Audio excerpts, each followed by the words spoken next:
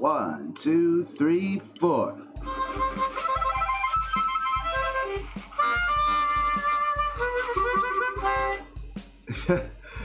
Hello all, how's it going? Welcome to my second harmonica practice stream. Admittedly, off stream I haven't been the most consistent in my practice. I mean, I am a lazy orange cat boy after all. I'm not exactly the world's most motivated person, but I have been fiddling with it. YouTube is not... Huh?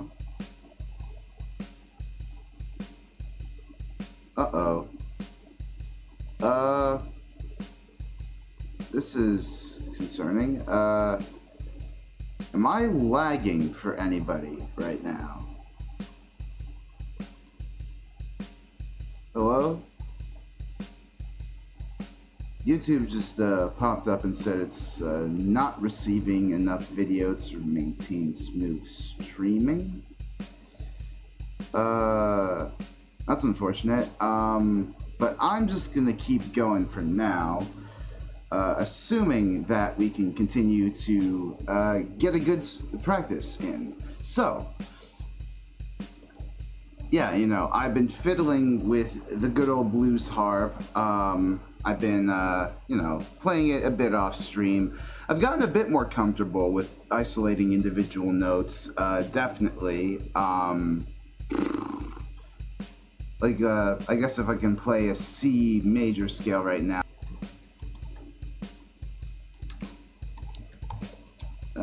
Tech issues. I'm sorry about this, folks. YouTube and OBS seem to be teaming up to screw me today, but I will keep proceeding because I am motivated to bring to you guys some quality harmonica.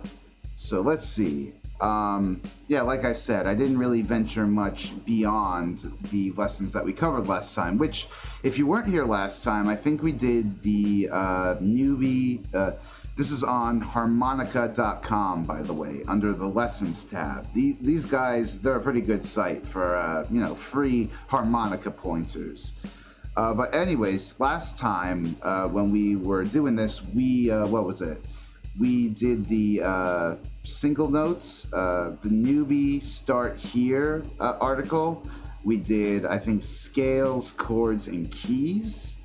But we did not cover the blues. And now I think we're going to talk about the blues. The blues article under the beginner section of the lessons tab, that is. Sorry if this is confusing to follow along. I will eventually come back and, I guess, post these articles to timestamps. I still need to do that for the last video, admittedly. But, onwards. I guess we're going to start from Blues Harmonica for Beginners. You'll know it's this, you'll know you're on the right article if it's Blues Harmonica for Beginners, even if you can't bend. And this article starts off, in this lesson, I'm going to teach you how to play blues harmonica to back up singers and soloists, as well as take an awesome solo. For this lesson, I am playing a C harmonica in second position, so we are playing in the key of G. That's helpful. I've also got a diatonic C harmonica right here. This lesson assumes that you already know how to isolate notes. Yep. And that you are at least starting to be able to bend notes. What's that? I don't know. Is that a bend? I'm not really sure. If you need help isolating notes, check out this lesson on single. If you need help bending, check out lesson on bending. We'll get to the bending lesson, I think, today. I'm not really. I'm a bit confused by having it read out to me in text, and I don't really want to play the videos on stream. You know, I'm worried about copyright issues that'll come as a result of that. So I'm just going to continue reading the text articles and see how we do with those. Okay. A short history of the blues. This article says, I believe that understanding the history of the blues will actually help you to play the blues better. So continue taking a few minutes to read about it below. Consider taking a few minutes, that is. Historians generally agree that the blues were born in the 1800s, the 1980s, Jesus, in the deep south of the United States, in an area called the Mississippi Delta near New Orleans, and arose within the community of African slaves and African American ex-slaves and sharecroppers. Lyrically and emotionally, the genre was born out of the need to survive intense suffering and turn it into something positive. Musically, the genre was born from the collision of African chant melodies and rhythms, together with Western instruments and harmonies. And that goes into call and response. These chants, also known as work songs or field hollers, were first sung in the fields while doing hard labor, such as picking cotton. Often, one person would call out a phrase, and a group of people would shout out a response to it. This has become known as the call and response and is a hallmark of the blues. Here's an example of call and response from a 1947 field. Oh yeah, and then it gives us a YouTube recording. I'm not sure if I can play that on stream, but I guess it's an example of field holler. There are many forms of blues, he goes on, the simplest being just a one-chord vamp, like the great John Lee Hooker song Boom Boom, see here performed live in the classic Blues Brother movie from 19... Have you guys ever seen Blues Brothers? It's a very hilarious movie. I definitely recommend it if you haven't. National Lampoon movies, you know, what was it? You got John Belushi, what was it? Dan Aykroyd, is he also in that one? Yeah, and it's just like peak late 70s, early 80s humor. While it's true that the simplest blues can contain just one chord, more commonly blues progressions would incorporate 3 chords and were varied in length. Gradually, in the 1920s and 1930s, the 12-bar blues became a standard form. This standard enabled musicians to easily speak a common language, even if they had never played together before. In light of this, I recommend that you take the time to really learn the 12-bar blues. Knowing it inside and out will enable you to easily join in and jam with musicians you've never played with before, so you can play meaningful, expressive music together. Over the last 25 years, he gives a personal experience. So, the 12-bar blues progression. The 12-bar blues is a chord progression that I think every harmonica player should become familiar with. I don't think it's a stretch to say that millions of songs have been written using this chord progression. Oh, yeah, definitely, for sure. Remembering this blues form might be a lot easier if you observe that it's made up of 3 phrases. Lyrically, the first 2 phrases are usually the same, and then the third phrase is different. For example, I got a sweet baby, Lord, what she does to me. I got a sweet baby, Lord, what she does to me. Every time I come home, she always makes me tea. And that sort of thing. The first phrase is repeated twice, and then the third phrase is different. Similarly, the chords behind the second phrase are slightly different to the chords behind the first phrase, and then the chords behind the third phrase are different. Also, usually between each line of lyrics, there will be enough space for an instrumentalist to respond to what the singer has sung. This is one of the call and response aspects of the blues we talked about earlier, stemming from its roots as field songs and work hollers. One second.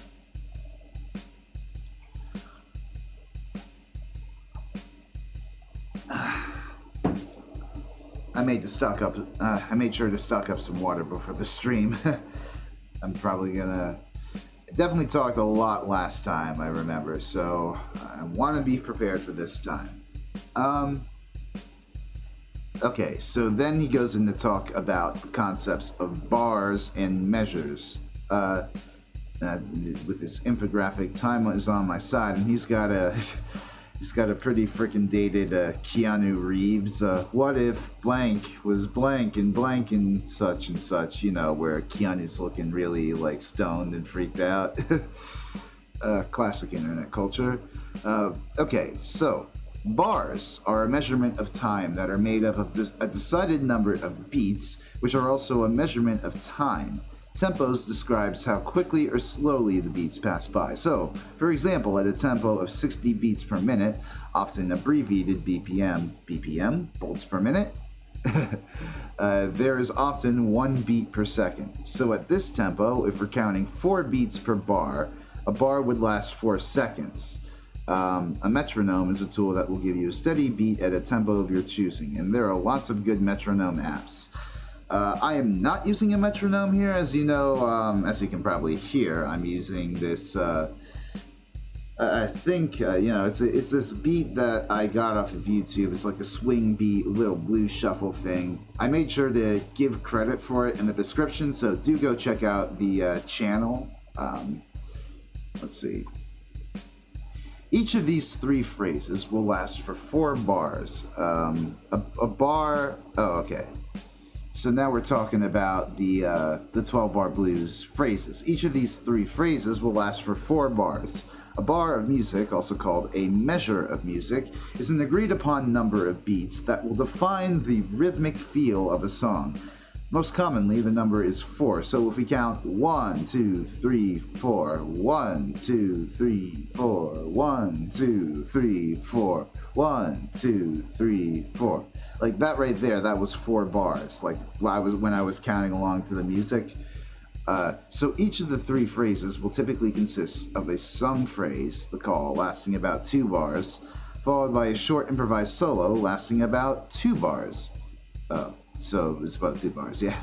Thus, each phrase is 4 bars, including space for both the call and the response.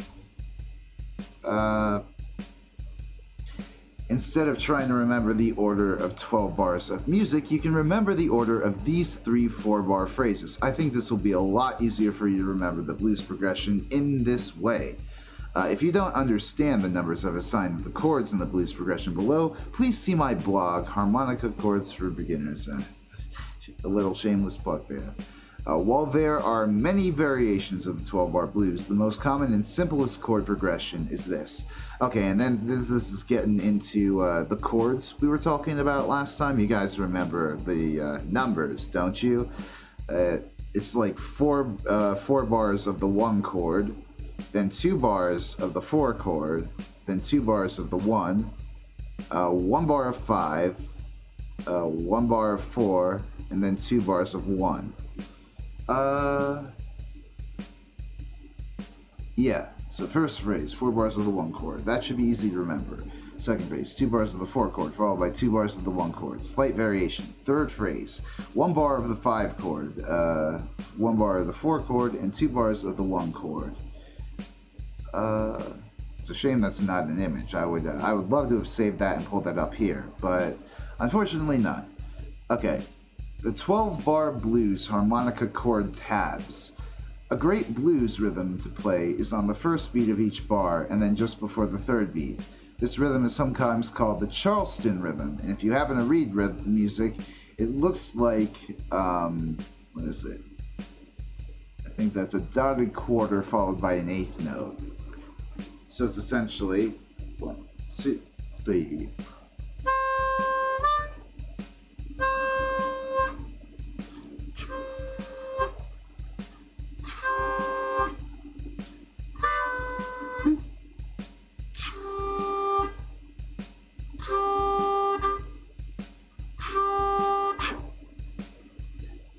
Da, da, da. Yeah, like that. Okay. So, if you've checked out my harmonica chords for beginners lesson, we already did that. You've already learned how to play the 1 and 4 chords in 2nd position.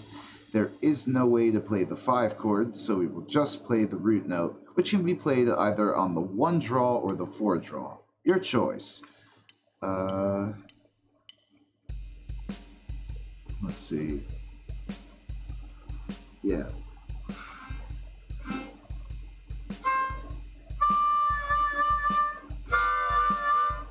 Okay.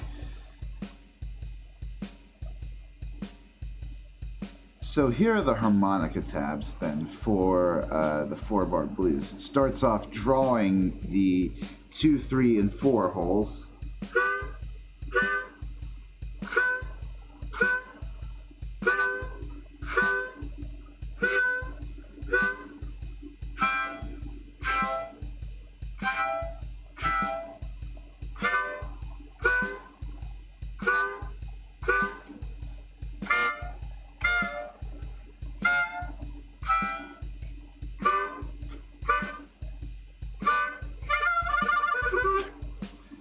Yeah. So what I did there, that it started off drawing the 2, 3, and 4 holes. Then when you get to the bars of 4, you go to 4, 5, and 6, and you blow those. So that's.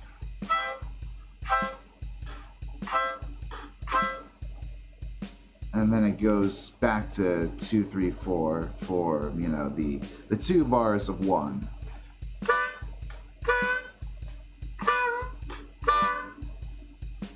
Then it goes to 2 bars of 5, 2, 3, 4.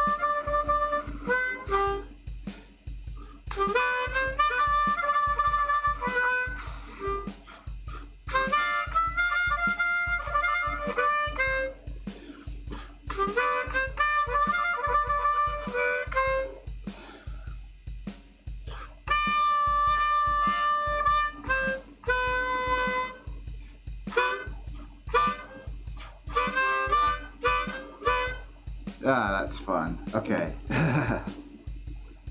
Let's see. So finding your own blues mojo is the next part of this article, and he says, now we don't strictly have to stick to exactly these tabs. As you know, we can blow anywhere while when we're playing the 4 chord. We can draw anywhere between holes 1 and 5 when we're playing the 1 chord. Excuse me. And we can choose the 1 draw instead of the 4 draw when we're playing the 5 chord. Now it's time to experiment, explore it, and find what sounds good to you. Make it your own, have fun playing a way that expresses how you feel. Okay, 1 second.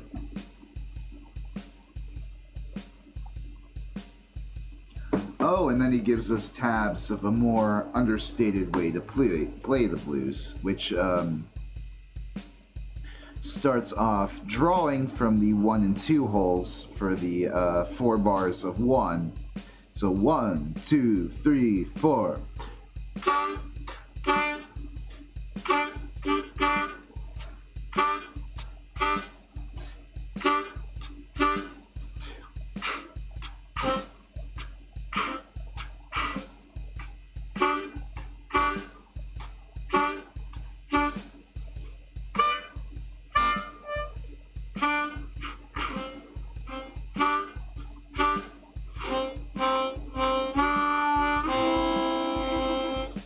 The 2 hole is so difficult to blow into. Shit, man. Okay. So yeah, like I said, starts off drawing the 1 and 2 holes, and goes on to blowing the 1 and 2 holes for the 2 bars of 4, and back to drawing for the 2 bars of 1. Then you draw 4 for the 2 bars of 5 again. Then you go back to the 4 and the 1. And yeah. 1, 2, 3, 4.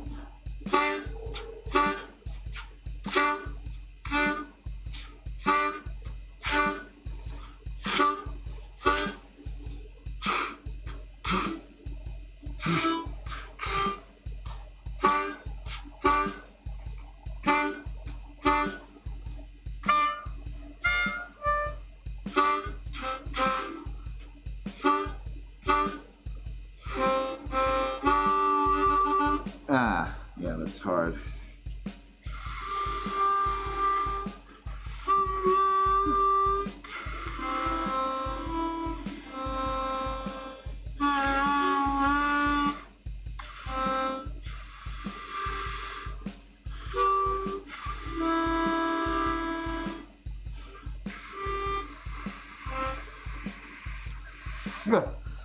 God, really hard. Really is hard to blow the 2-hole. Come on. Okay. 1, 2, 3.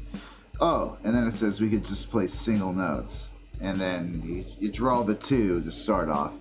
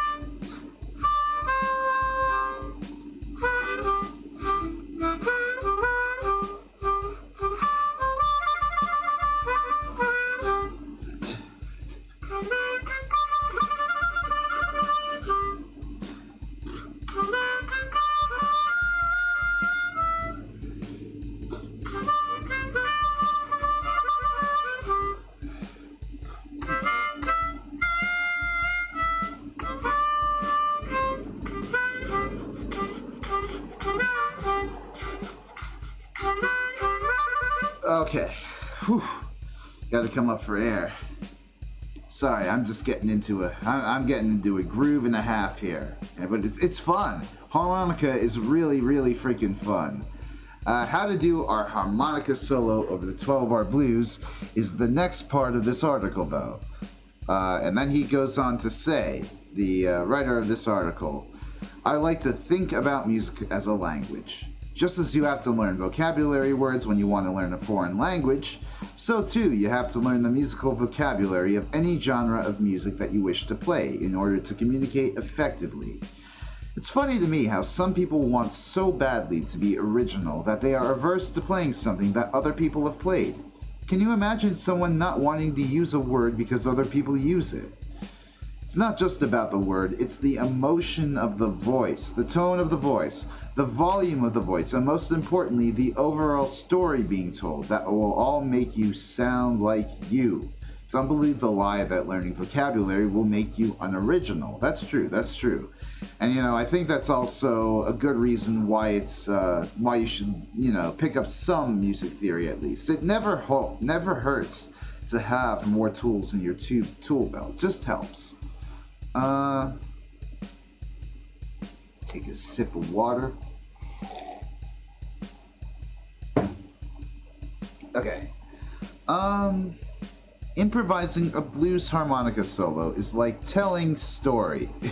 Should stay telling a story, but it's just telling story. Great stories have a beginning, a middle, and an end. Great stories have a climax. Same with great blues harmonica solos. You can use the vocabulary I teach you here to tell a great story when it's your turn to solo.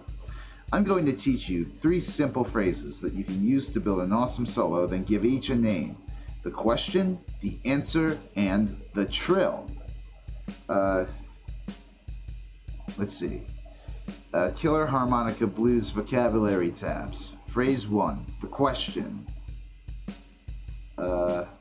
I titled this little phrase "The Question" because it rises in pitch, just like we tend to raise the pitch at the end of a sentence when we are asking a question.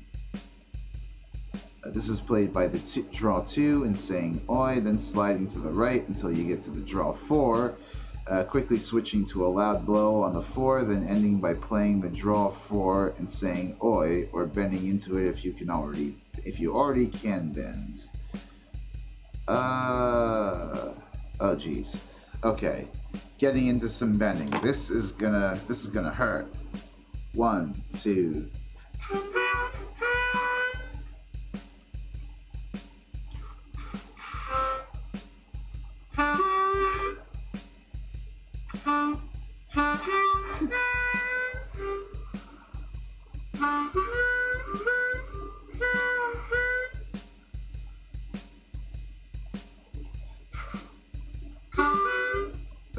Okay. Dude.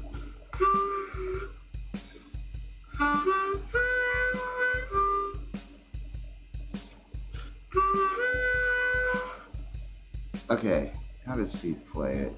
I might get in trouble for doing this, but let's hear.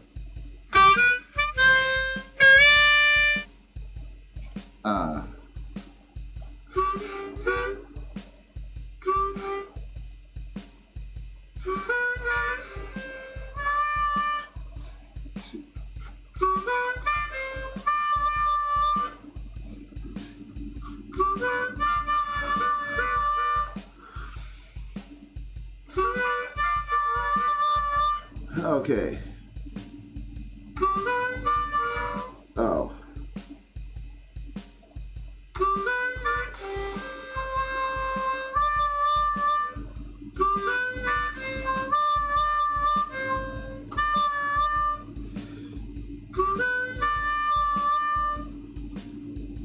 Two.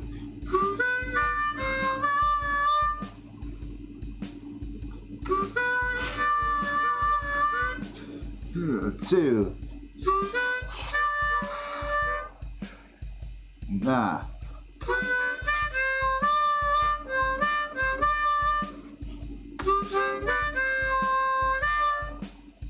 Then 2. 1, 2. 2. Okay.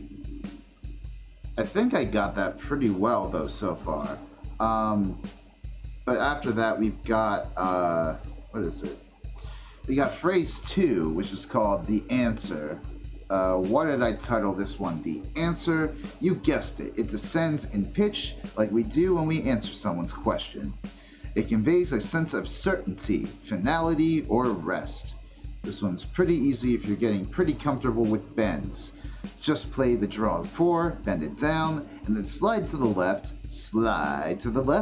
until you land on the draw 2. If you're not comfy with bending yet, just try saying ee-yaw or wah-woo on the draw 4 and then slide down to the draw 2.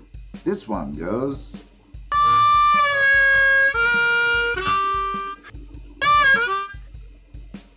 Okay, so...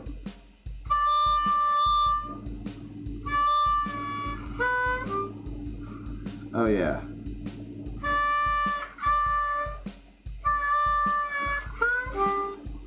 Two, 3, 4. 1, 2, 3, 4.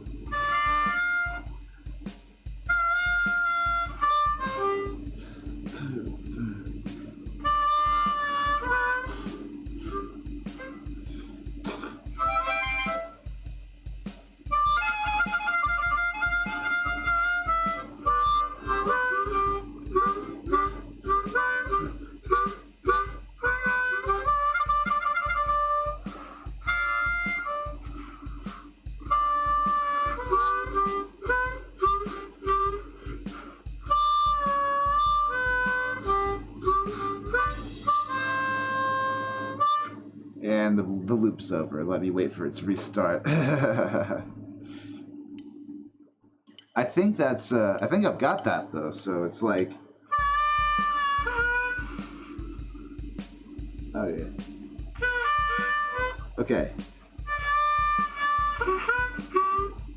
Okay. 2, 3.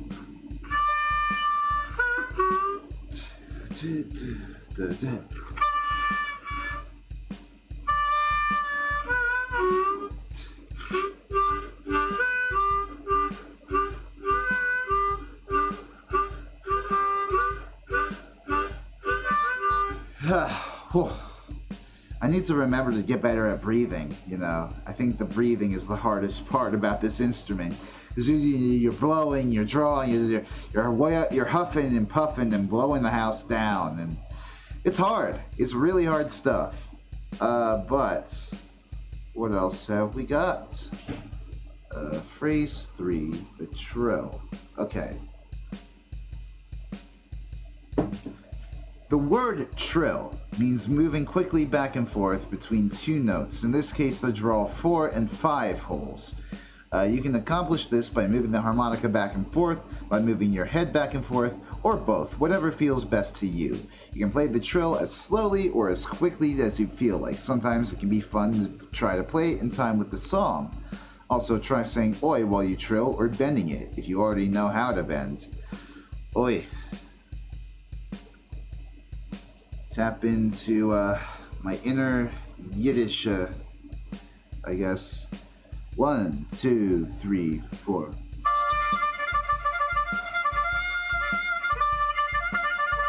Ha! Yeah. 1, 2, 3, 4.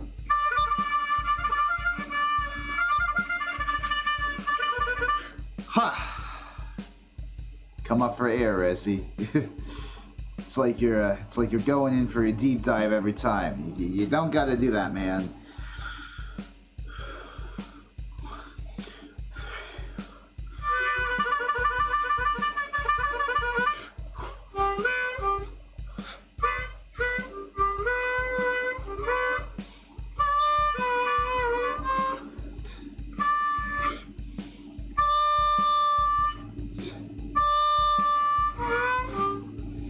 Two, 3, 1.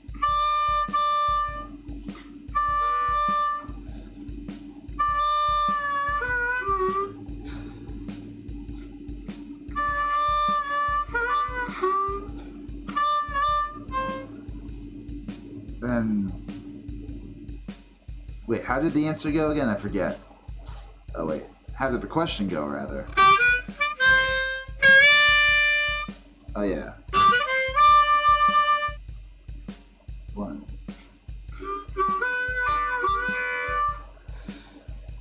2.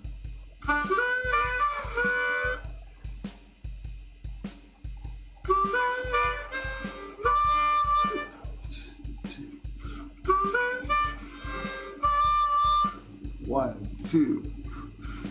Oh fuck. 1, 2. Oh fuck. 1, 2.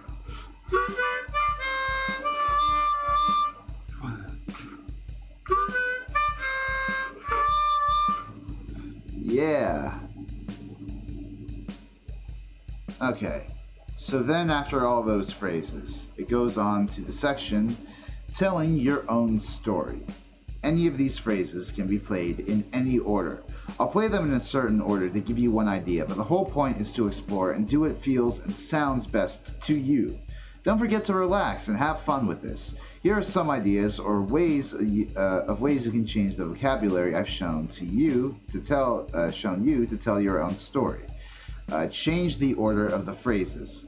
Change how slow or fast you play the phrase. Repeat the first or last note of the phrase. Change how long you hold the first or last note of the phrase. Change the dynamics, how loudly or quietly you play the phrase. Use space. Remember that silence can be the most powerful tool of all. Try waiting a little longer than feels comfy and watch what happens. Change the tone, how bright or muted the tone is. Sorry, I had to yawn there. Okay, let's see. He calls it a next level blues example. Here are the tabs for the solo I play, in case you want to try along, but please bear in mind that I've been playing... let's see. Trying to play a form can feel frustrating. Again, the point here is really just to show you that you can make up your own solo with this vocabulary. Below the tabs, I've written notes about what's happening in each 4-bar phrase. Throughout the entire solo, I'm including the tabs and notes for intermediate or advanced players who want to learn it. If you're a beginner, consider skipping these sections and going down to the bonus section. Bonus 12-bar blues, most common chord variations. Yeah, I'm going to do that. So we're going to go all the way down to the bonus 12-bar blues, most common chord variations. To round out this crash course in the blues, I want to revisit the chord changes you've learned and show you the most common variations. The reason that I'm starting and ending the beginner blues harmonica lesson with a chord progression is because really getting the chord progression internalized and being aware of where you are within the progression while you're soloing is one of the keys to being able to really play powerful blues solos. There are tons of variations to the 12-bar blues, but the most common variations occur in the first phrase and the last phrase. The first phrase variation is called a quick 4, and the last phrase variation is called the turnaround. Turn around. The quick 4. It's very common for a band leader, prior to counting off a tune on stage, to tell musicians, okay, this one's got a quick 4. Now you'll know exactly what they mean if they say that. The quick 4 is a very simple variation in the first 4-bar phrase in which you simply play a 4 chord in bar 2 instead of a 1 chord. So instead of playing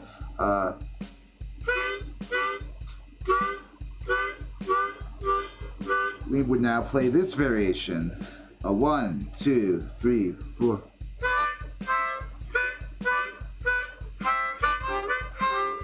Oh wait. 1, 2, 3, 4.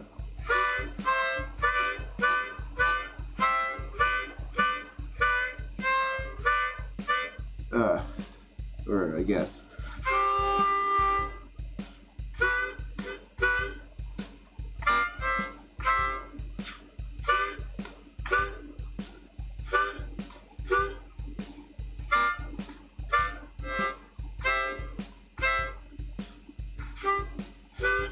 Oh, I get it, yeah. So it goes. Oh, wait, no.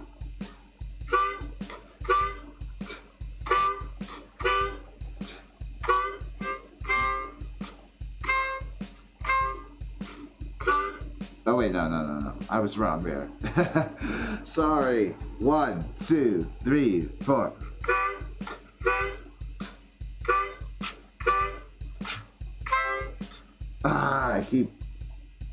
I keep extending it for one phrase too long. 1, 2, 3, 4.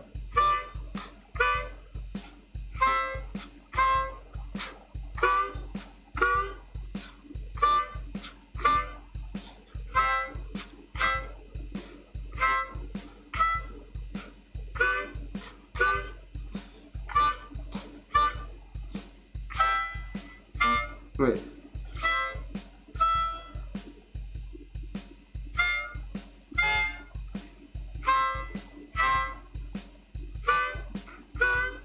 Yeah, essentially that's what it is.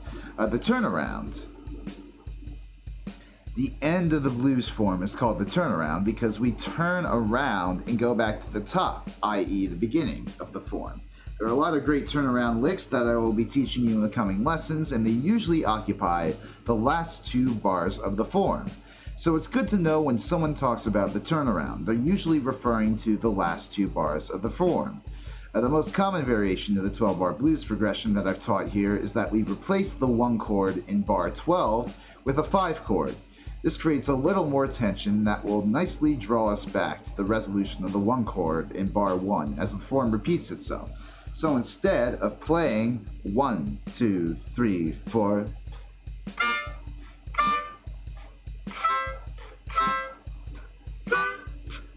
we will play the alteration 1, 2, 3, 4.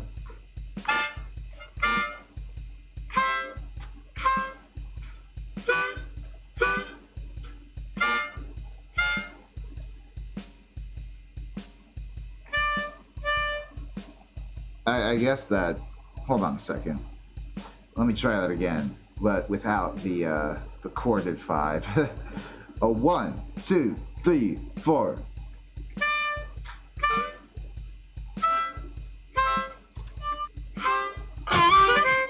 Oh, hold on a second. What? I think I just accidentally played one of the SoundCloud recording things again. Let's just try that again, though. 1, 2, 3, 4.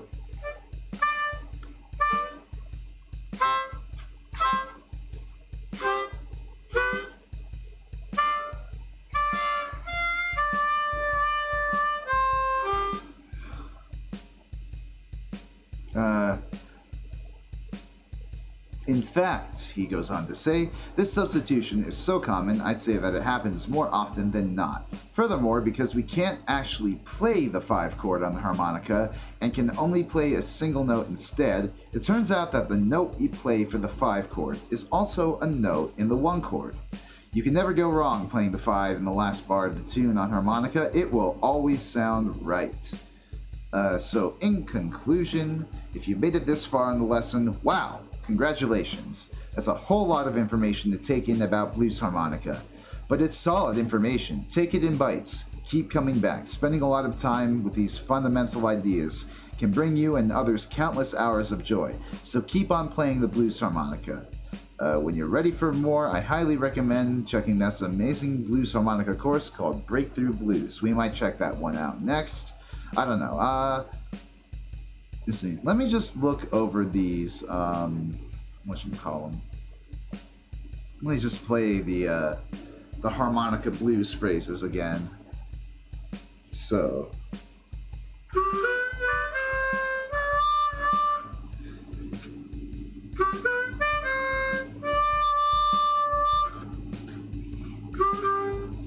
Two.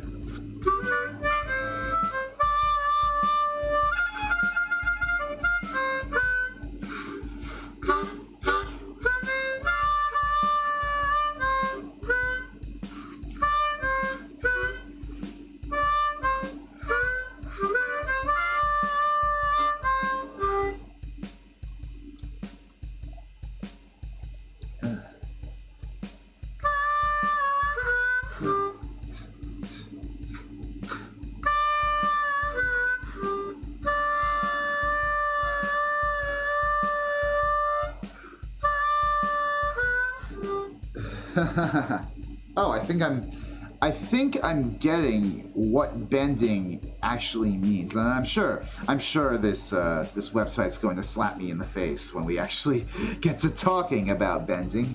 But essentially, what it is, it's like lowering the roof of your mouth into your tongue. So when he's saying do the wah ooh when doing the draw on the 4 for that answer phrase, it's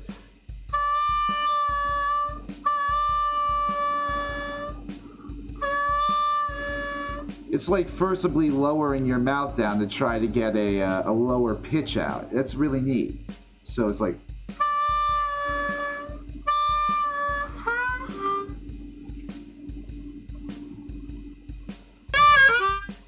Yeah.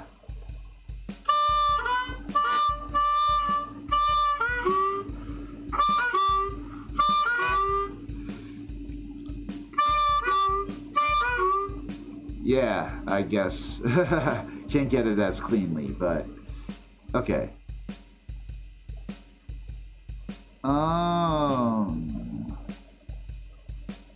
What's the blues course? No.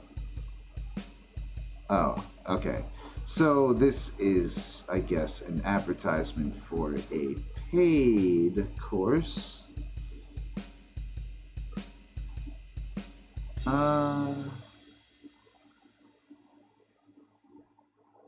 Well, not that I have anything against paid courses, but I would rather DIY if I can. But,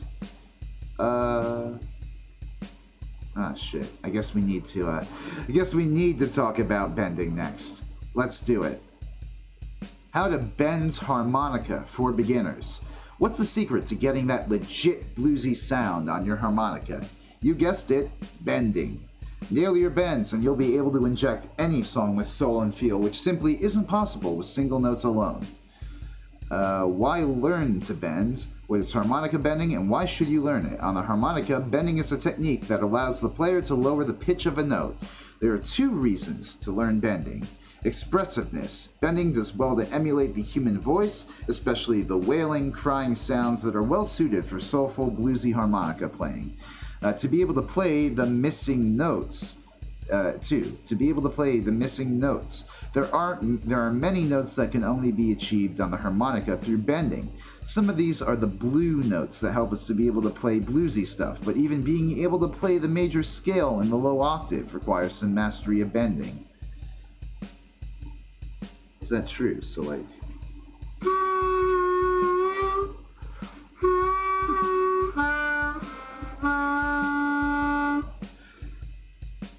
That's interesting. That was like a bluesy Arabian sort of thing.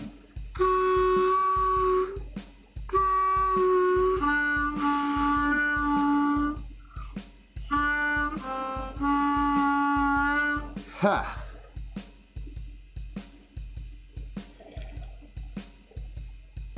Man, okay. So how is bending accomplished?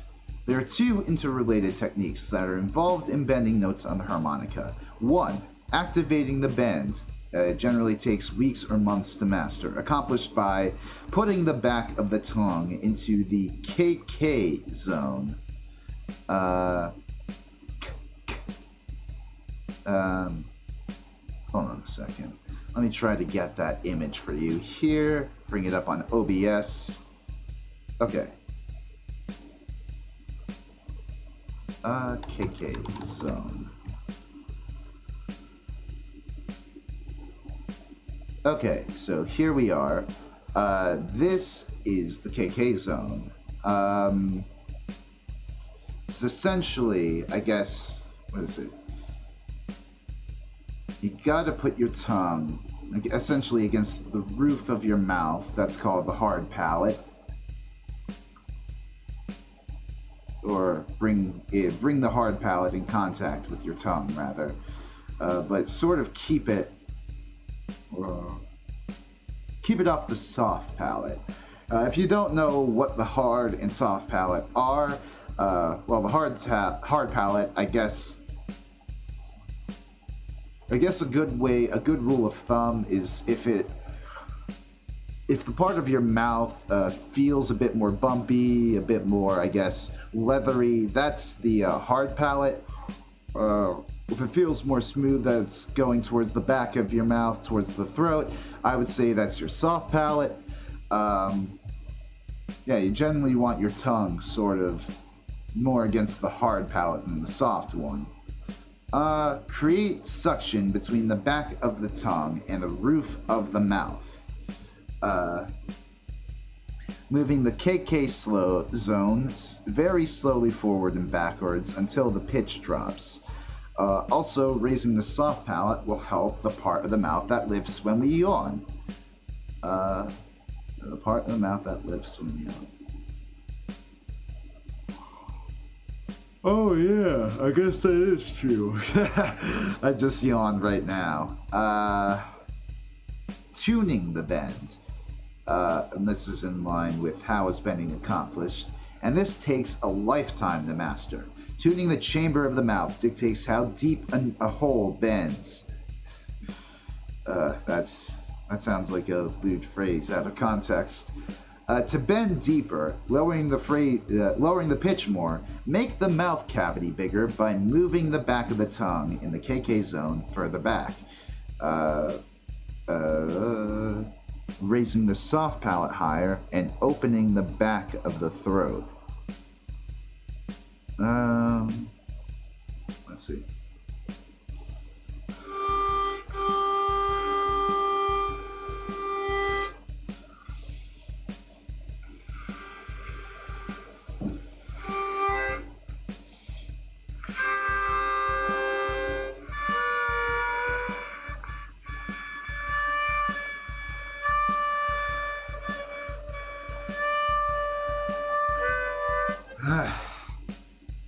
kind of hard, yeah. To release the pitch of the bend, make the mouth cavity smaller by lowering the back of the tongue so that it is no longer in the KK zone, and removing the back of the tongue further forward. Oh, sorry.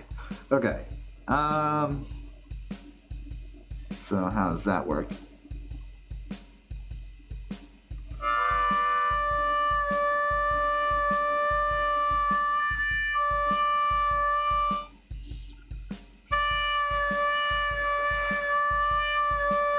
Oh, I see. So it's like...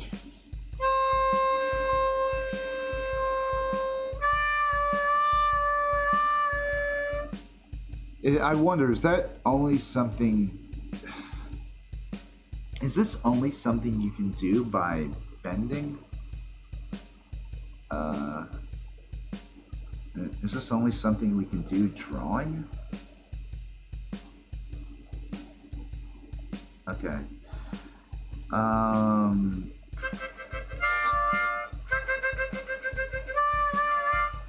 To release the pitch of the related to this concept is to this fact. Bending higher notes requires smaller, more forward tongue positions.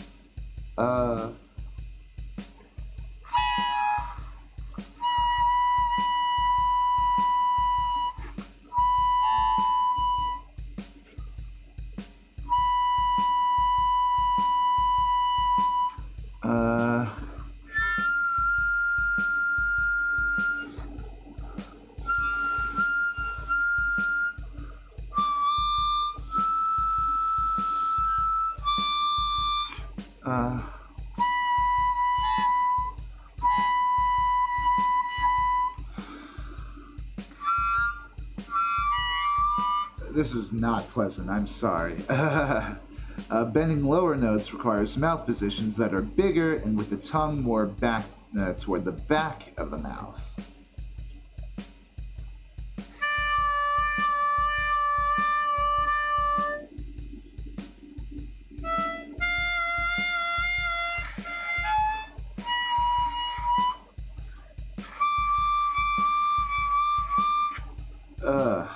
Man.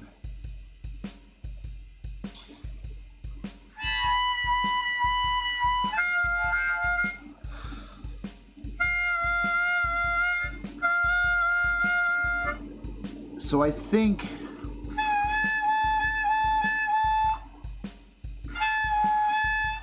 the cutoff for the lower notes that this article is speaking of is 6 and downward, and the higher notes is 7 and upward. Of course, I could be wrong too. Prerequisites for harmonica bending. Before you start working on bending, make sure you've mastered the deep relaxed mouth position and that you can place clear single notes using lip blocking. These techniques will ensure that you have the proper seal required to be able to bend well. Get ready to be patient with yourself. Harmonica bending is likely to seem elusive. You may get it once, then not be able to get it again for minutes or days. Plan on giving yourself at least a few weeks of trying to get it, before expecting to really start to come together for you. Then expect it to take a lifetime to master. I still haven't mastered it, he says.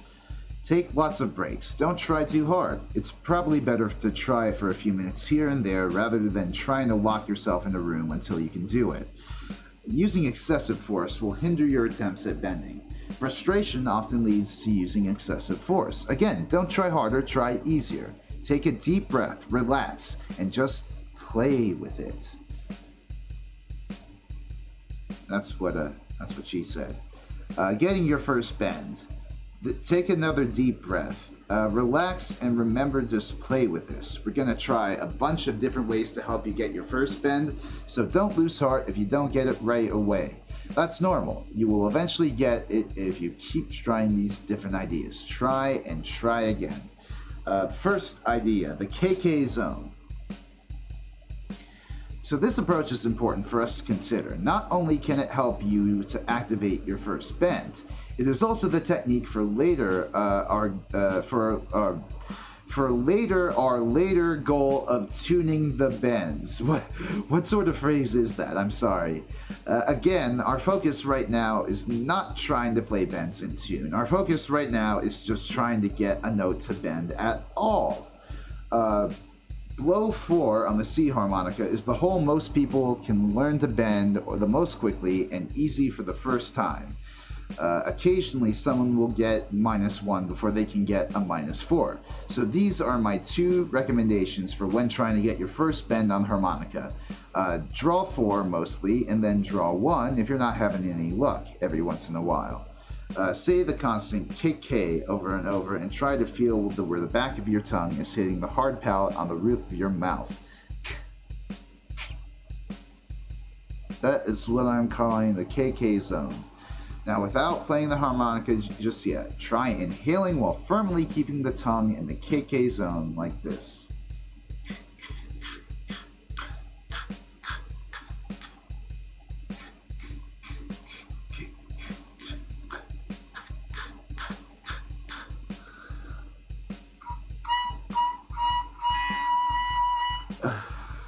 That's it.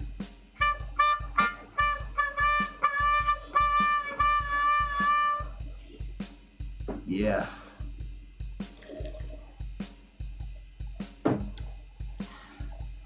He gives a video of him with his mouth all puckered and doing the KK inhaling. I don't know.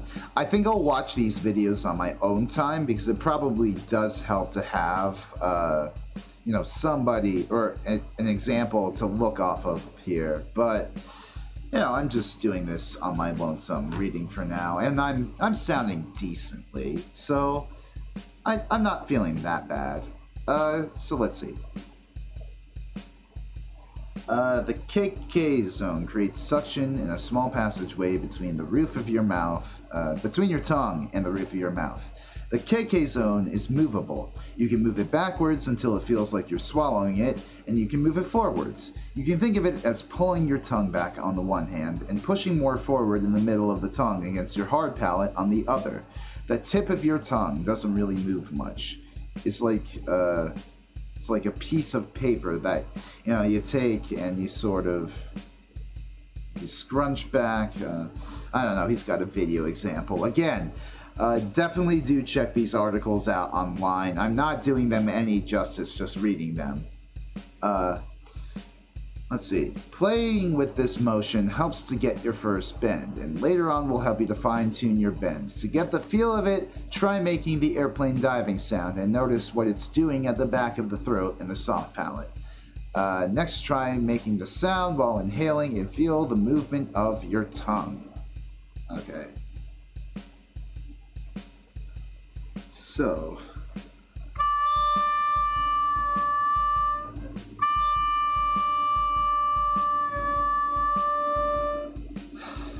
it's not really much of an airplane dive, though, is it?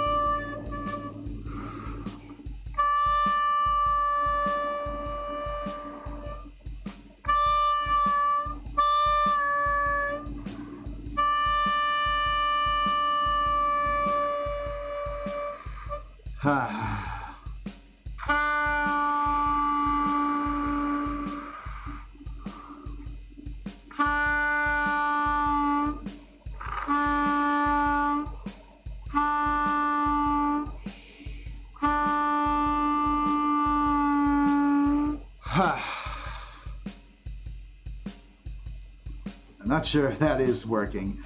And if that's not working, let's try it on the one and make it a one bend. Remember, this will require that the KK zone be further back in the mouth, that the soft palate is lifted.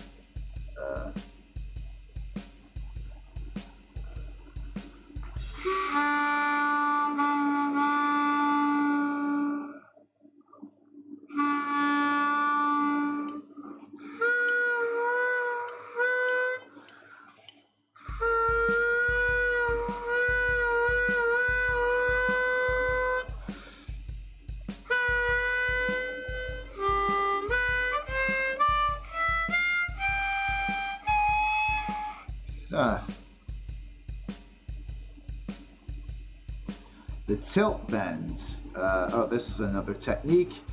I've heard it said that bends are activated by changing the direction of the jet stream in our mouth. If that's true, it helps to explain why our next approach might work. This was the trick that helped countless people get their first bend, including yours truly. As you're bending the pitch down, tilt the front of the harmonica towards the ceiling until it's about a 45-degree angle. Okay, so...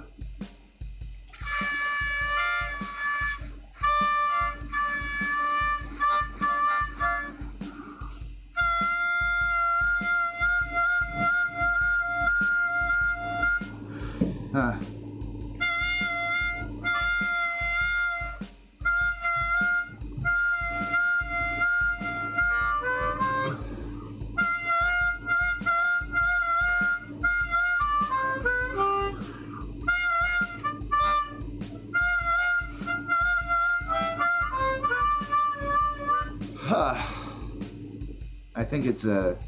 yeah.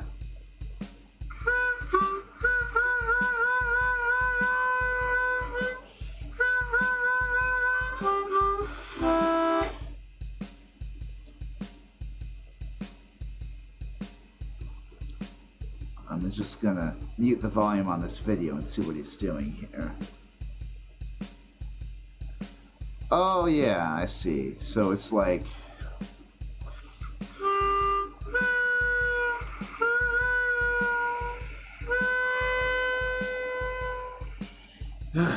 oh, wait.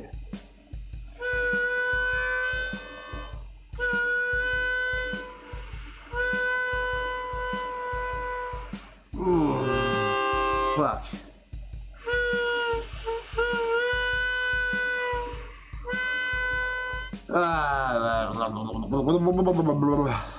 Man, this is hard.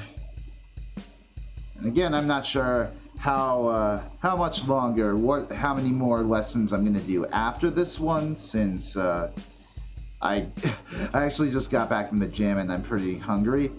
But let's continue with as much as we can here and trying to get this bend. E-yaw. Okay, haven't got one yet? Okay, forget everything else. I know this has helped some people get a bend for the first time. Just say the vowels E to aw. In E, the mouth is wide, and in ah, it is tall and open in the back. E, ah. Now visualize the pitch dropping as you inhale while saying them on the -4 like this. E, ah, e, ah, e, ah.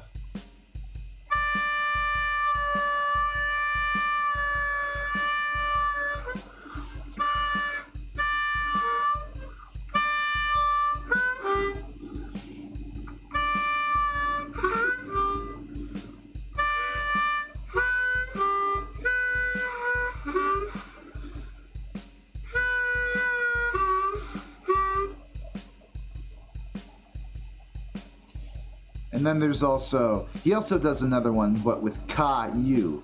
Haven't got one yet? Here's yet another one. Let's say ka followed by you with an emphasis on the y sound and creating the channel zone and the k zone. So it's like...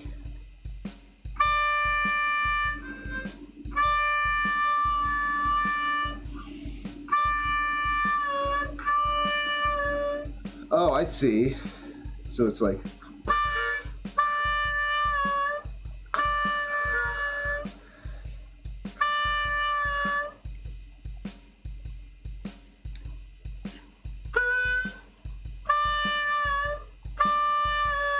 I see. So it's like ka-yu-wa-pa. Yeah, so it's like...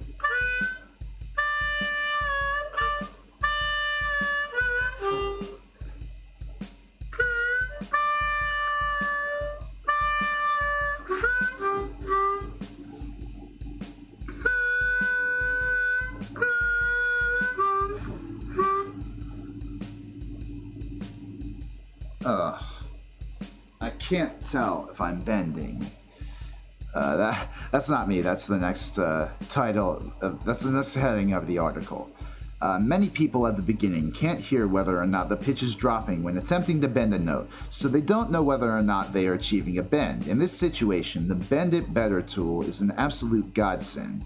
The Bend It Better tool is also helpful for becoming aware if you are passing right through it, which leads us to our first step.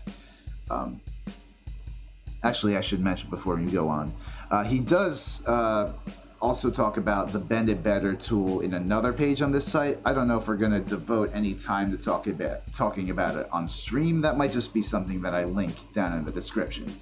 But in any case, let's continue forward to tip number 1 for telling to see if you're bending. Tip 1, you might be passing right through it. I've seen beginners who have been trying for weeks to get bending and are so frustrated, then they show me what they're doing and I detect that they are actually bending, but it's happening and releasing so fast that they can't even hear it. So the key here is to slow down the movement of the back of the tongue towards the back of the mouth. So it'd be like...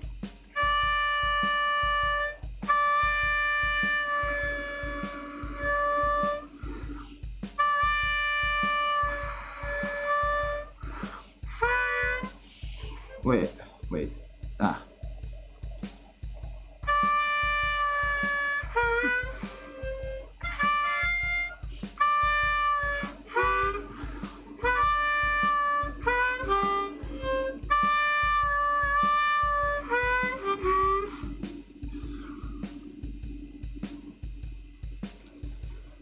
Tip 2, he goes on to say. Visualize the pitch dropping. It might sound funny, but when we bend a note on the harmonica, we are literally tuning the cavity of the mouth to a pitch just slightly below the pitch to which the harmonica bends. So visualizing the pitch dropping is helpful to achieve a bend. Yeah, that's kind of helpful, because if you go like...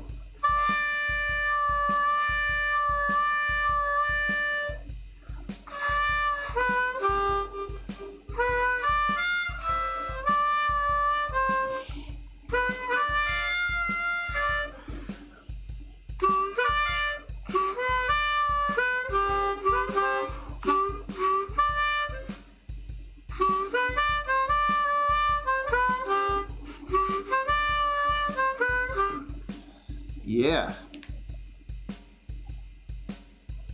Tip 3. Relax. Tension is the most common hindrance I observe in people beginning to play harmonica, and frustration only increases tension. So that's why I keep repeating to you these ideas. Stop, take a deep breath, relax. If you literally say, I don't even care if I learn how to bend, it's not important, that will put you in the right level of detachment and relaxation to be best poised for success. Yeah, I guess the reason why I'm nailing these bends is because I'm just inherently lazy and don't really care either way if I sound bad or not on stream. But, so what do we do? It's like...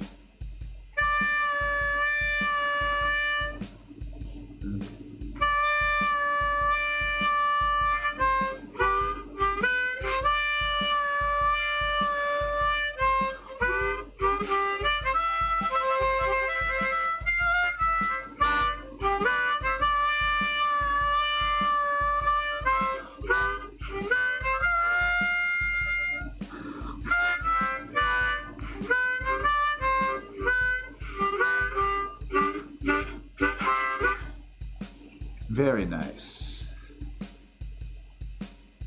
Gotta get that chord progression ingrained into my system. The 12 bar blues, excuse me. Tip 4 though, for getting the bend, try again and again. Chances are that you haven't yet gotten your first bend. If you have, congratulations. If not, don't give up. I recommend going back to the beginning of this blog and going slowly through everything here again. Put it down, walk away from it, then try again and again. You may also check out JP's vintage lesson on it here. What is JP? I'll check that on my own time. Do not despair if you're still not getting it. You're in good company. Many of us couldn't get our first bend for days, weeks, or months. Just keep coming back to it and playing with it. It will come if you don't give up. Playing riffs like Long Train Running by the Doobie Brothers. Oh, that's fun. So let's see. Starts like this, sliding up into -4.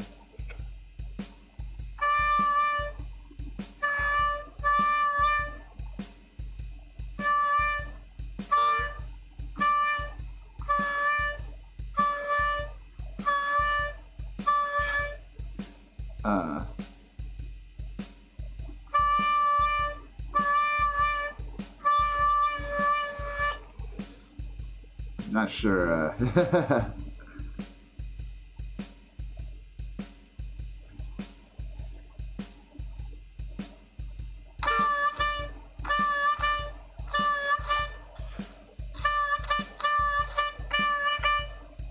I'm not sure if. See, it's been a while since I've listened to Long Train Running. I'm more of a China Grove man myself, so I don't know. I don't listen to a whole lot of early doobies. I'm not sure what this rhythm is supposed to be, so maybe we should move on from this. But I do want to bend the 4 a bit more. 1, 2, 3. 1, 2, 3.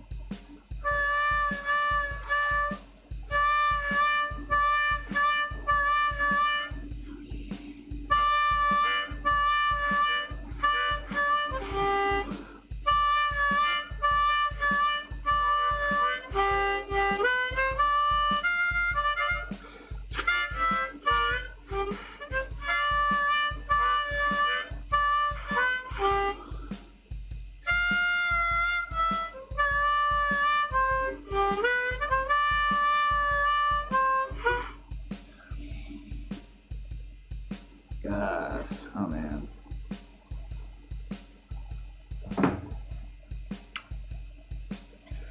Oh, but then he does go on to show Smoke on the Water by Deep Purple. Since you can now start a note bent, you're ready to play. Well, I'm not sure about that.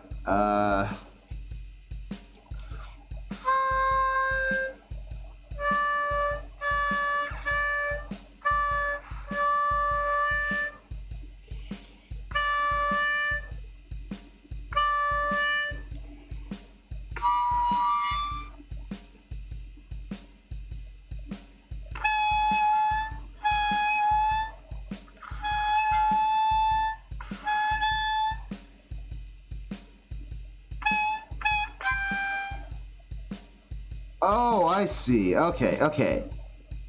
1, 2, 3. Oh. Ah.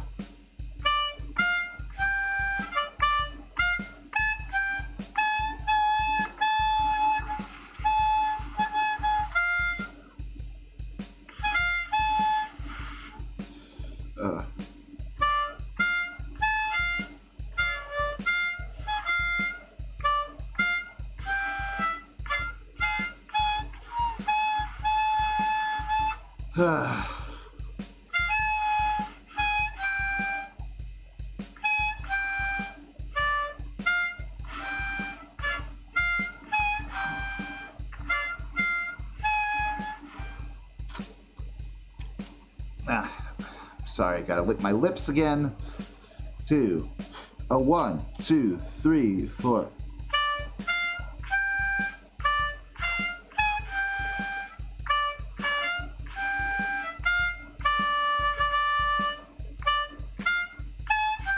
Ah, fuck.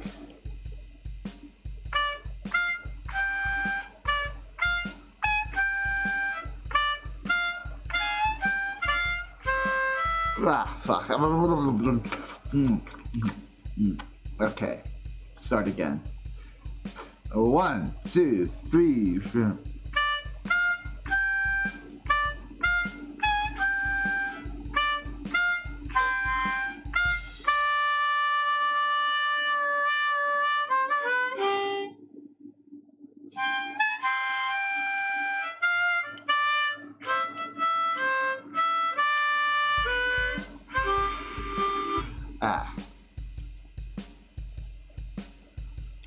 Definitely am getting it though. So, wait a second.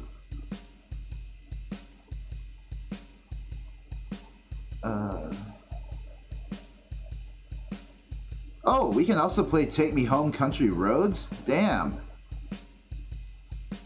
Maybe. Let's do Smoke on the Water one more time. 1, 2, 3, 4.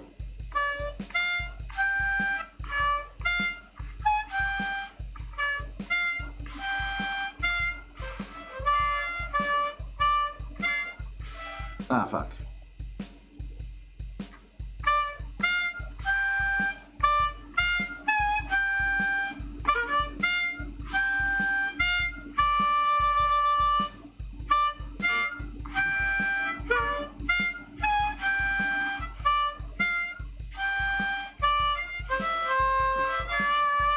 Ah. 1, 2, 3.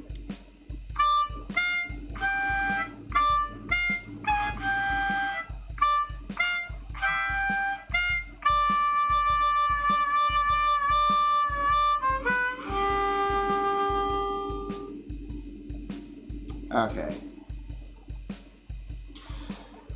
And then it says, originally in the key of G. So if you want to play these tabs along with the record, you need a low F harmonica. That's suggesting I have enough confidence to play along with Deep Purple. No way. No way. Then it does... Okay.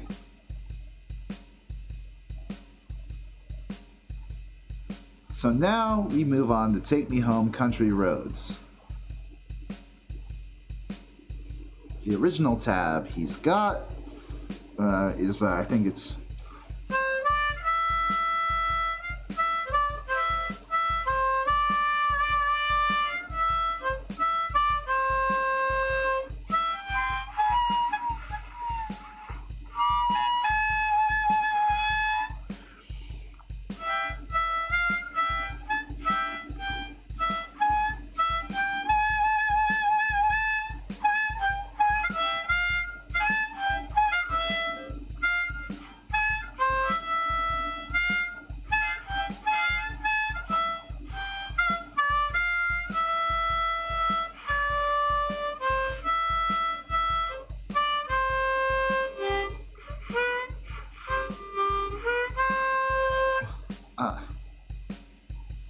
Sorry, I kind of improvised a bit on the themes, but let's try that again. So...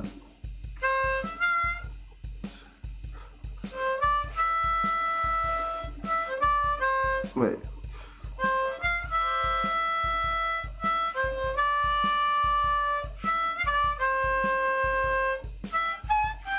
Wait.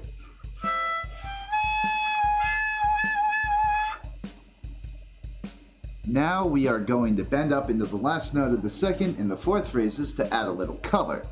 So the way he does it, or the way he's laid it out here, 1, 2, 3.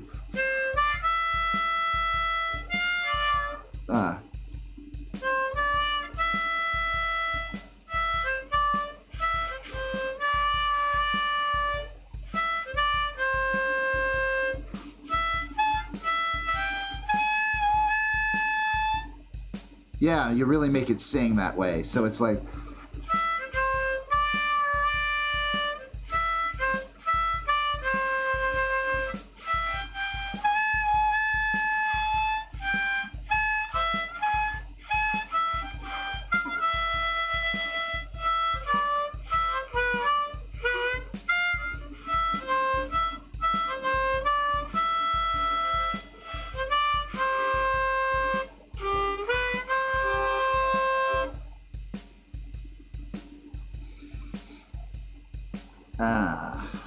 Okay.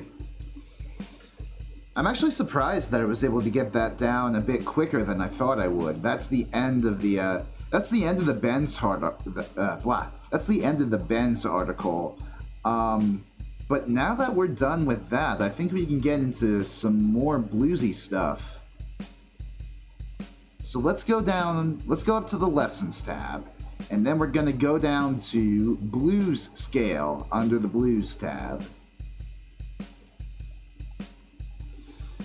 One of the key secrets to playing the blues, well, you might have guessed it, is being able to play the blues scale. Here's a simple lesson to get you started. Oh, it's just a video lesson. That's unfortunate. Let's go then to the rhythm and lead article. It's under the lessons tab, under the blues heading, rhythm and lead. And you should see the heading, Dirty Rhythm and Lead Harmonica Lesson. Dirty, oh my. This lesson is all about being a one-man/woman band on the harmonica. Hey, leave aside some room for the people who don't identify as such. I don't know. It helped me more than almost any technique I ever learned. I hope it does the same for you. To get the most out of this lesson, grab your C harmonica and jam along. Oh.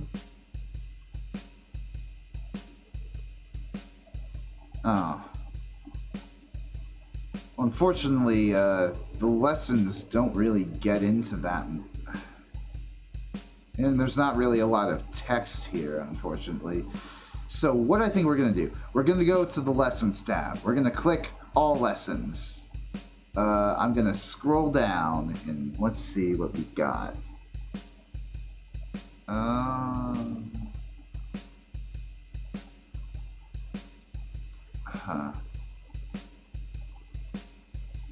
Top 6 1960s songs.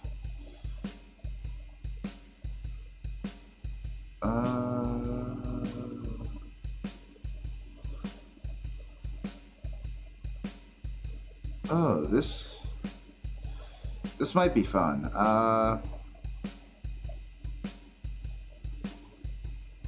Sorry, I'm just looking around.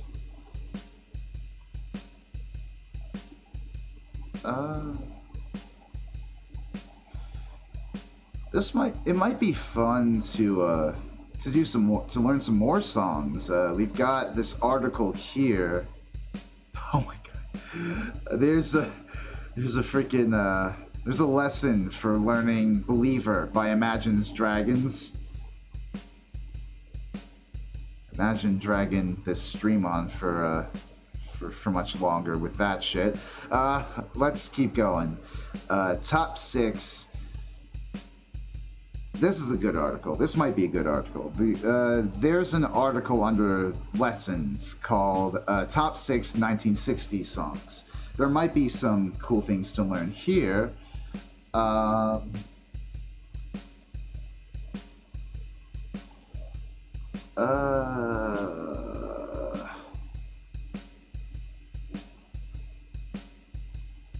it's mostly a bunch of stuff.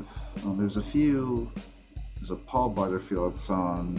There's a Yardbirds version of Muddy Waters song. There's some Beatles songs. That might be fun to do for the rest of the stream. Number 3, I Should Have Known Better.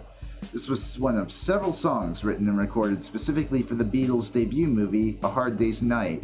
The harmonica-driven arrangement by the group was similar to that heard on Frank Iffield's recording of The Wayward Wind, a hit on the UK singles chart in March of 1963. Lennon's harmonica playing opens the track, the last occasion the Beatles were to feature this instrument on an intro, and thus draws a line under a significant period of their early music. Yeah, I guess so, huh? I should have known. That is pretty interesting, because Love Me Do, that's easy. That's like, wait.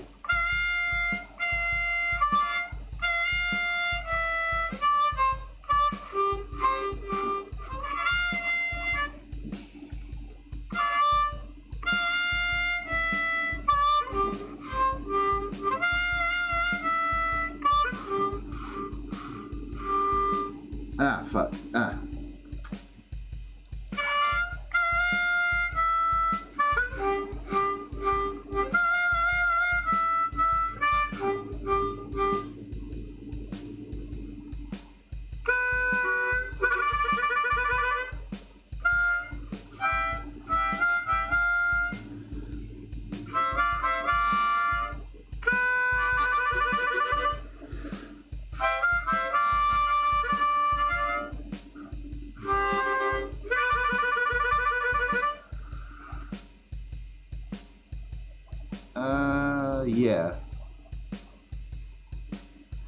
Oh yeah, so it goes like 1, 2, 3.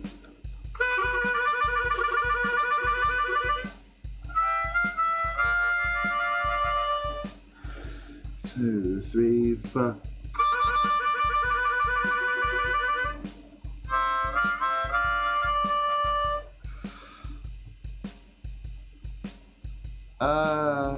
Sorry, moving on. Now, there's not that much to that line. It's mainly just a bunch of chorded stuff. Then it goes on to From Me to You, a song by the Beatles released in 1963, their first single to hit #1 in the UK singles chart. The title was inspired by the name of the letter section of the New Musical Express magazine, which they had been reading, From You to Us. McCartney noted that the early songs tended to include the words I, me, or you in them as a way of making them very direct and personal to the band's fans. Sure, I guess that's an explanation after the fact.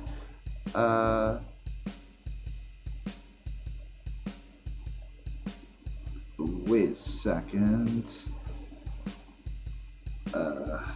If there's anything that you want,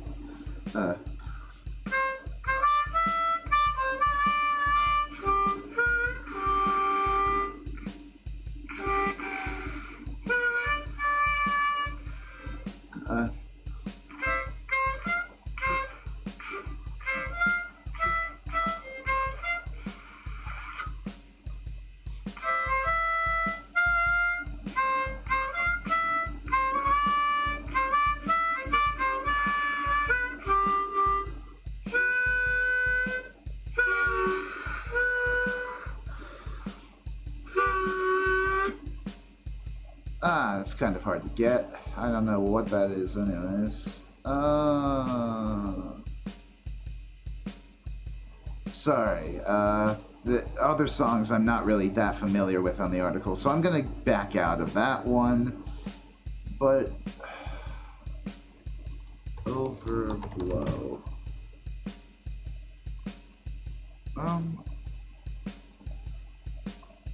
Let's see.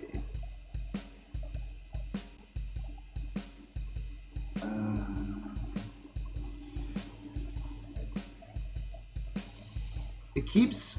There are some things with.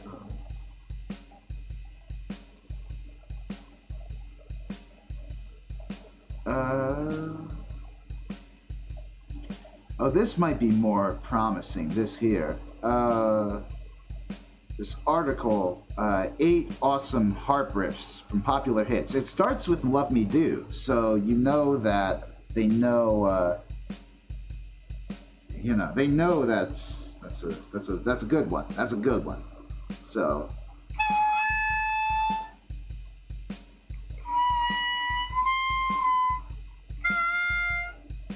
One, two, three.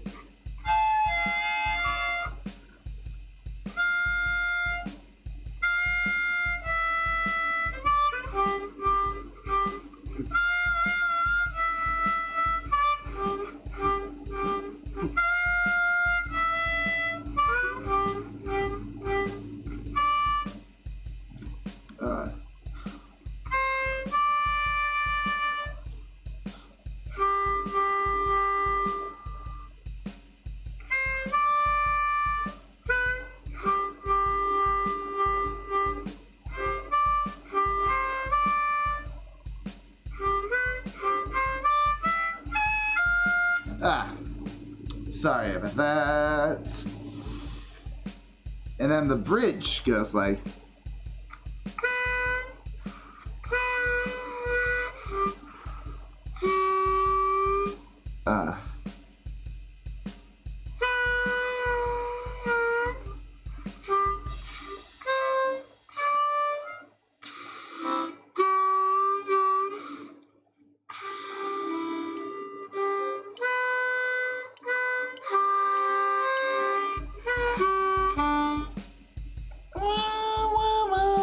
How does he do that? I don't.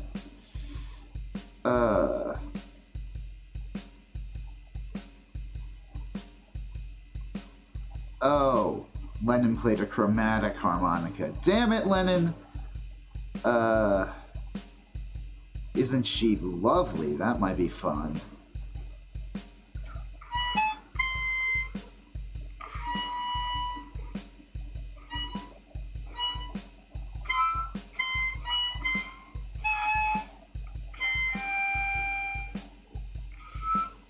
I can't.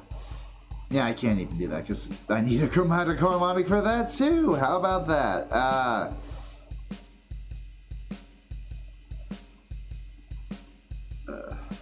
Come on. What the?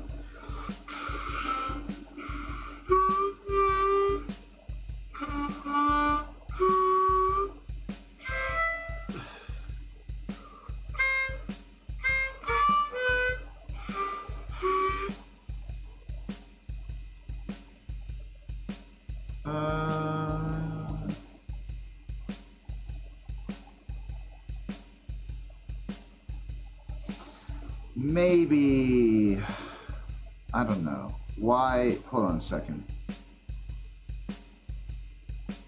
Harmonica keys and positions explained, Scott Albert Johnson.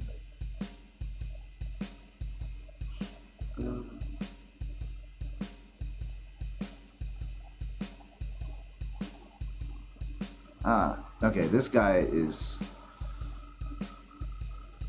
I guess, a very expert harmonica player. All blues lessons. All blues.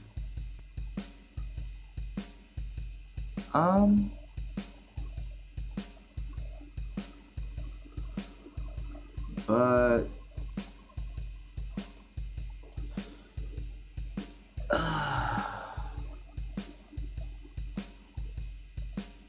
how to dip bend on harmonica. That's interesting. Oh, but it's a video. I'll learn the harmonica blues scale. As is that. Up and down. Man.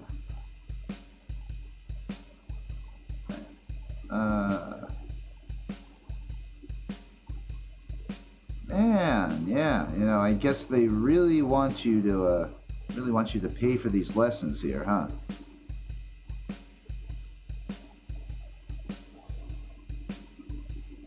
Whatever though. Okay.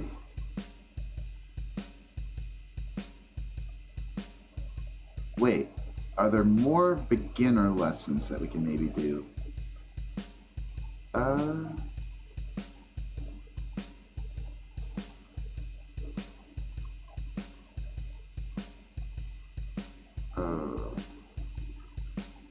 Interesting. Country scale. Oh, shit. Huh. So I've just stumbled across an article here called Learn the Country Harmonica Scale. And I think that we might end off the stream today with this one because, like I've said, I am feeling pretty hungry. I do want to go get some dinner. And we've been, this has been a blues stream. I don't want to focus too heavily on non-blues stuff right now. But I guess we can put aside a little time for some bluegrass. No, that didn't land at all. Okay, let's learn the country harmonica scale. Hold on a second. And that is, that's what the article's named, just so you know. Of course, I'll probably post this in the description later, but let's do it. So you probably guessed it. Known as the godfather of modern bluegrass and country harmonica styles.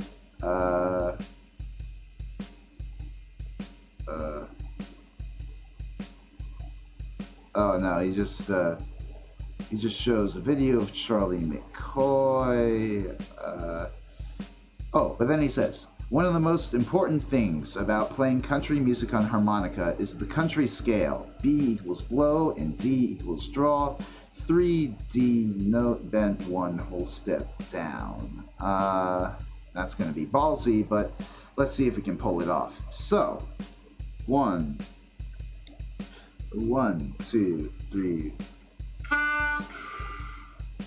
1, 2, 3.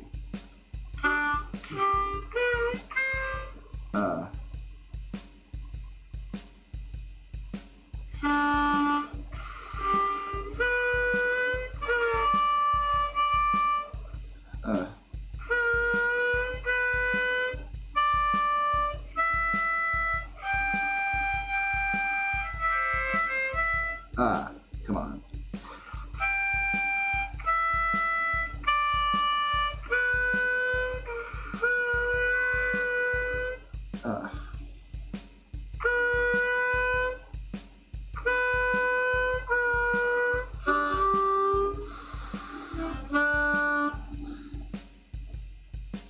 Oh, I guess that's interesting because, hold on a second. I'm gonna turn the light on in my room. It's starting to get dark here.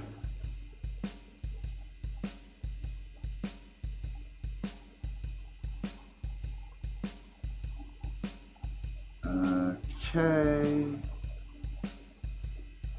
There we go. All right. So let's continue onward. Let's try again this country music scale. A 1, 2, skiddly do.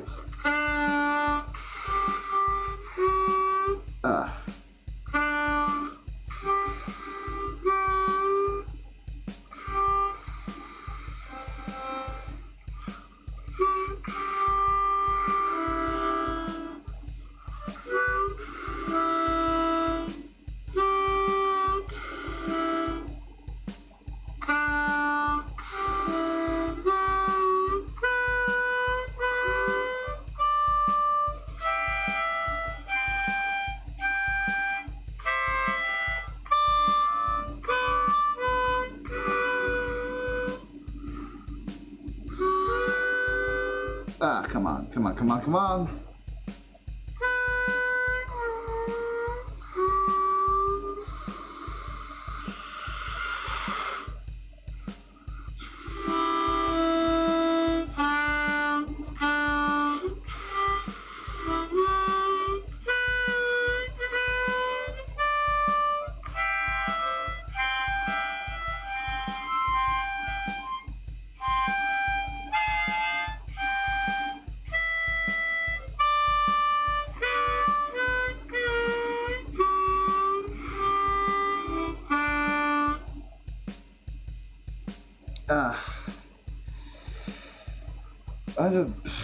Sorry if this sounds ugly.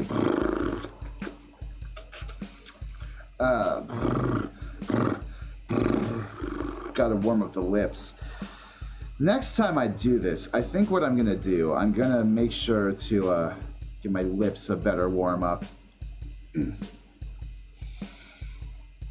Because the website does advise you to just, moisten your lips, make sure they're well and ready to go. Let's see. I want to try that again though. 1, 2, skiddly diddly do. Wait.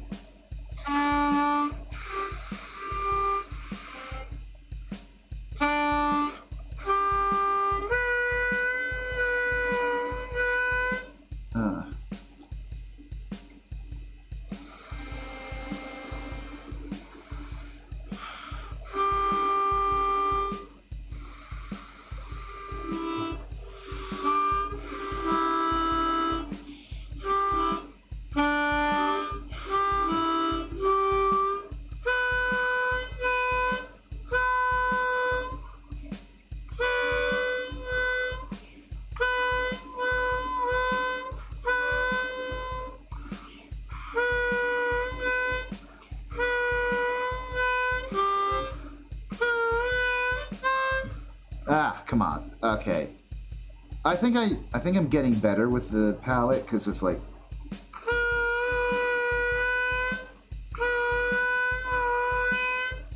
Yeah. A 1, 2, skiddly do. Ah, fuck.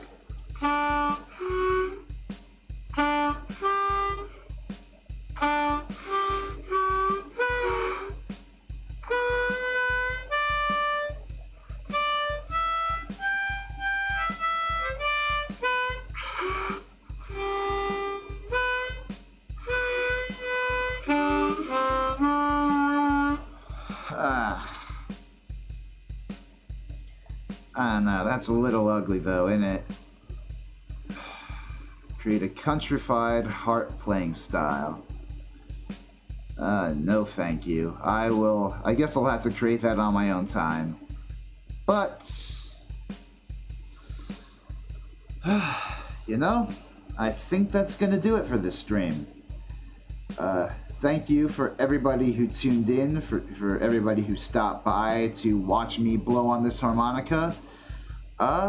I felt good getting into the blues today. I'm definitely gonna practice that bending some more. It was really fun just improvising on a 12-bar blues. And you know, I did say it would be one of my goals in my debut stream to be able to play a 12-bar blues solo like really well by like around the time of my debut next year. So I think we're making some great progress, guys. I'm really excited to see where we go from here.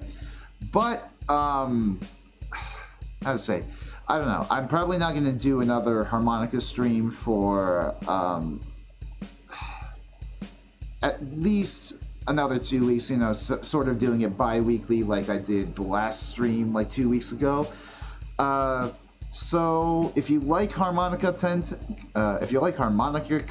I apologize, but if you do like music content, on the other hand, do like my channel. I do music reviews, and I'm gonna do karaoke as well in the future, as well as more, you know, as more instrument practice. You know, I'm gonna do harmonica, but once I get better at rigging 3D models, I want to try my hand at doing like a percussion stream. I think that would be really, really cool. But anyways, my next stream is on... Actually, it's tomorrow. I'm going to be doing some more BPM tomorrow because I can't stream on Friday because I'm going to be busy over the weekend with another gig. Yay, gigging, working musicians. But I'm going to be playing BPM. I think that starts at 6 tomorrow, and I will try to be there at 6 this time. I'm not going to be late again, getting some catnip. You know, I'm going to try to make it. But yeah, that being said, thank you all so much for coming to my harmonica stream. This has been a lot of fun. It's always fun to just randomly blow on a harmonica, even more so when you're doing it randomly in front of the internet. But I've been Rezi Orenji. If you like what you've seen, like, comment, subscribe, ring the notification bell, and all that stuff. And I will see you all next time. Bye-bye.